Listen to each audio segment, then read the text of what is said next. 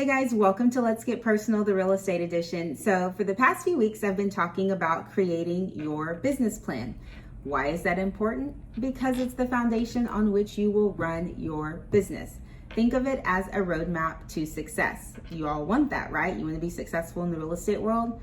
Well, you're going to need a business plan because it is going to outline how you will run your business. So for the first week, I talked about creating your mission and vision statement. This sets the tone for your business. It's really difficult to move forward and be successful without defining your business and how you're going to run it. The second week, I talked about the SWOT analysis, identifying your strengths, weaknesses, opportunities, and threats.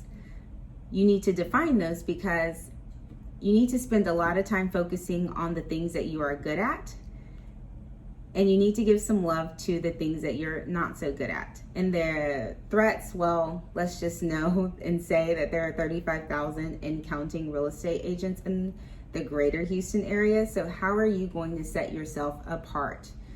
But I'll give you one of my weaknesses. I hate cold calling. I absolutely hated it up until last week. So, and I'm being honest, I do not like picking up the phone and calling people because I hate when telemarketers or anybody calls me looking for me to buy something or do this or do that. And so I guess it's a fear of mine. It's not a fear that they're going to say no. It's like, I just hate being bothered when I'm not expecting it. And so it's trying to figure out that right time to call somebody. Do you call them in the morning when they're on their way to work and they're angry at you because you're like, I have my morning routine and I don't want to talk to you? Or do you call them in the afternoon after work and they're on their way home and thinking about a million things that they have to do? So that's not a good time. What about dinner time? Well, what if they're having, all these things like run through my head about when is the perfect time to call people. And so I've dreaded it and I never really did it. But last week, here's what I did. I set my timer for 20 minutes and sorry guys. And I picked up the phone and called people for 20 minutes until my timer went off.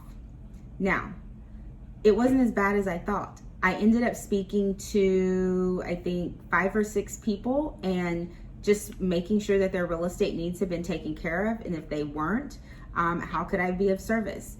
And I think then I left like maybe 8 voicemails. Again, basically introducing myself and following up about the property they had inquired upon in the first place, and basically offering my service. If somebody hasn't met your real estate needs, I'd be happy to speak with you. It wasn't as bad as I thought, and I actually liked it. So that is going to be like part of my Monday and Friday routine. Picking up the phone, spending 20 minutes calling prospects or people in my sphere. If I can do it, I know you guys can do it, okay? So then this third thing for your business plan is setting your goals. You need to translate your mission and vision into tangible goals. Now,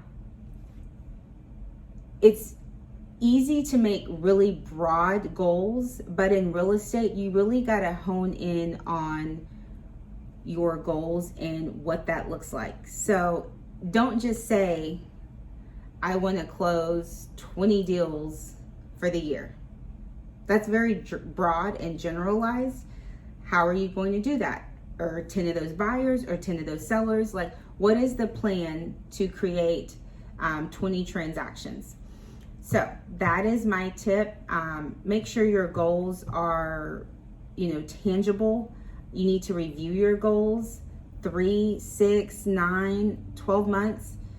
Because when you review them, if you haven't met them at 3 months, what have you done to not meet them? What have you done great? Like if you had one closing or one prospect, how did you get that prospect? So then you could bring that over into the 6-month goal.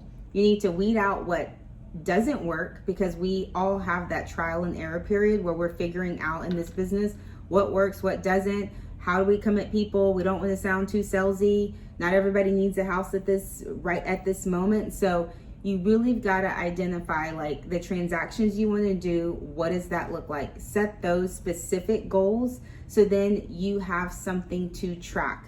If you make them too broad, at the end of the year, you're going to be sitting there and looking at your goals like, how did I didn't meet them, but why didn't you meet them? What did you do and what didn't you do to get there? So that is my expertise, I guess, so to speak, for today. First thing on your business plan, mission and vision statement. Second thing, go over the SWOT analysis. Third, make tangible goals for your business. If you have questions, don't be afraid to ask somebody. Really quickly, we talked about this. I was talking about this with a friend of mine about not wanting to ask for help. It is so important, especially in the real estate business, and I can speak to that because that's the business I'm in, to ask for help. No transaction is the same. I don't care if you've been in the business for 20 years or 5 years or 1 year.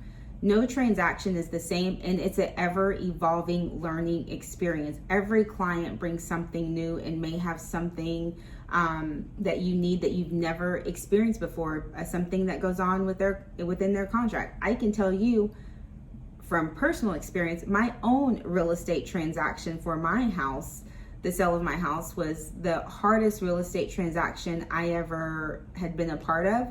But I learned, and I wasn't afraid to ask questions. So if you have questions about creating your business plan and setting those specific goals and outlining your mission and vision statement and trying to find out what your strengths and weaknesses are, you can take a lot of those personality tests to find out what you are good at and what you need a little love on. So don't be afraid to ask for help. And again, I'm here and I don't know everything, but if I don't know something, I will go find out the answer. So I hope you have a blessed Sunday, and I will see you guys next week. Bye, guys.